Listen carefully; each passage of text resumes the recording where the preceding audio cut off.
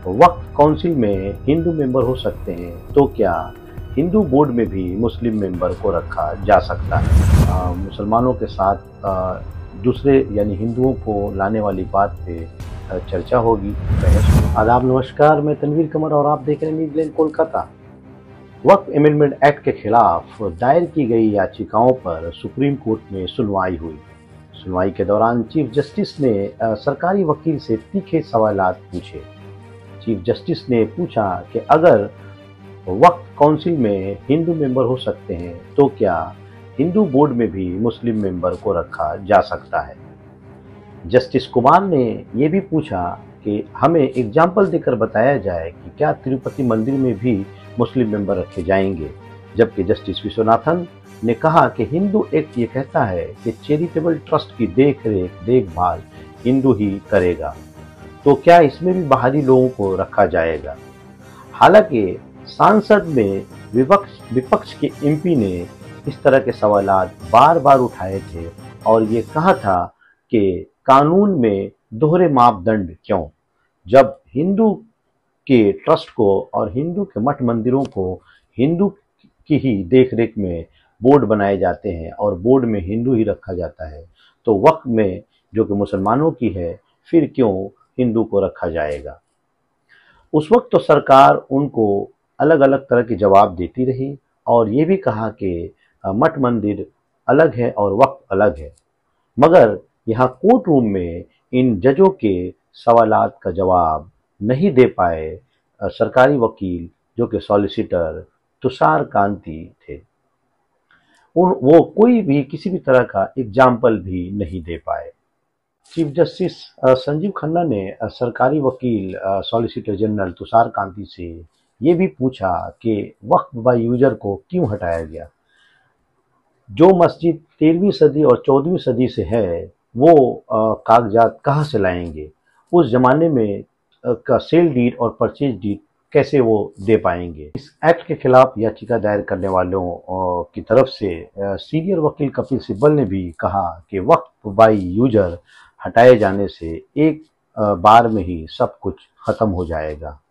सदियों से जो मस्जिद या मदरसा या कब्रिस्तान चले आ रहे हैं, जो अल्लाह के नाम पे डोनेटेड है, और उस वक्त लोग जबान से कह दिया कि हमने इसको वक्फ अल्लाह के नाम पे कर दिया, और जिनकी ज़मीनें हैं उनकी औलादें भी और वो भी इसको यूज करती रहेंगी, तो अचानक इसे हटा दिए जाने से सब कुछ ख़त्म हो जाएगा। और सदियों से चली आ रही ज़मीन जबकि वो सिर्फ जवानी दी जाती है, वक्फ की जाती है, तो उसके कागजात, दस्तावेज या डॉक्यूमेंट्स कहाँ से आएंगे? और नए कानून के तहत ये कहा गया है कि जो जिसके कागजात नहीं होंगे, जो रजिस्टर्ड नहीं होंगे, उनको कलेक्टर जो है उनकी छानबीन करेंगे। अब कलेक्टर तो सरकार की तरफ से ही होते हैं, तो वो सरकार का ही पक्ष लेंगे, तो ऐसे में सब कुछ गड़बड़ हो जाएगा। हालांकि जस्टिस खन्ना ने भी इस पे सवाल उठाया कि कलेक्टर के को जो है वो कोर्ट के दायरे में आता है, तो कलेक्टर का ऐसे भी फैसला नहीं माना जाएगा। अमेंडमेंट एक्ट में 5 साल प्रैक्टिसिंग मुस्लिम वाली शर्त पे भी कपिल सिब्बल ने सवाल उठाए और उन्होंने कहा कि अगर मुसलमानों की ज़मीन है, वो जब चाहे तब वक्फ कर सकता है।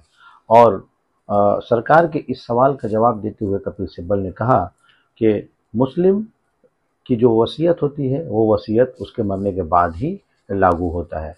मुसलमान अपना चाहे जीते जी वो अपनी ज़मीन पूरी की पूरी अल्लाह के नाम पे दे सकता है। इस पे सरकारी वकील ने सवाल उठाए कि इसमें औरतों की भलाई और पसमानदा मुसलमानों की भलाई के लिए किया गया है, तो जज ने कहा कि ये पहले इस एक्ट में ये थे। आज की सुनवाई में जिस तरह जजों ने तीखे सवालात सरकारी वकील से पूछे और जिस तरह सरकारी वकील तुषार कांति के पास कोई भी इसका सेटिस्फैक्टरी आंसर नहीं था, उससे तो यही लग रहा था कि इस पे कोर्ट जो है कोई सख्त कदम उठाएगी और इस कानून में बहुत सारे अमेंडमेंट पे फिर से सरकार को कहेगी कि वो इसमें मॉडिफिकेशन करने को कहेगी। कल 17 तारीख को 2 बजे के बाद इस पे फिर से सुनवाई होगी। उस पर ख़ास करके वक्फ बाय यूज़र और इस वक्फ बोर्ड में मुसलमानों के साथ दूसरे यानी हिंदुओं को लाने वाली बात पे चर्चा होगी, बहस होगी और सुनवाई के दौरान उस पे कोर्ट क्या कहता है, हम सब उस पे नज़रें टिकाए हुए हैं और हम अपने चैनल न्यूज़लैंड कोलकाता के माध्यम से आपको कल का अपडेट भी दिखाएंगे। या आज के इस याचिकाकर्ताओं की सुनवाई करने वाले वकीलों में कपिल सिब्बल के अलावा और भी सीनियर वकील थे। याचिका जो है इस कानून के खिलाफ जो दायर की गई थी वो टीएमसी महुआ मित्रा, एएमआईएम के असदुद्दीन अवैसी और अमानतुल्लाह खान जो आम आदमी पार्टी के थे, समाजवादी पार्टी के बर्क साहब थे और राष्ट्रीय जनता दल के मनोज झा जी थे। ऐसे बहुत सारे इंडिविजुअल और कुछ जमीयत उलमा हिंद की तरफ से भी थे याचिका कर रहे हैं।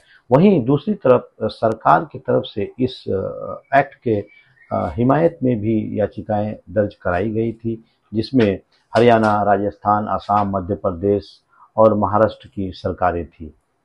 हमारे साथ आप बने रहिए। कल हम आपको इस वक्फ अमेंडमेंट एक्ट के खिलाफ याचिका पर सुनवाई जो सुप्रीम कोर्ट में की जाएगी उनका भी अपडेट हम आपको बताएंगे। मैं तनवीर कमर, न्यूज़लैंड कोलकाता।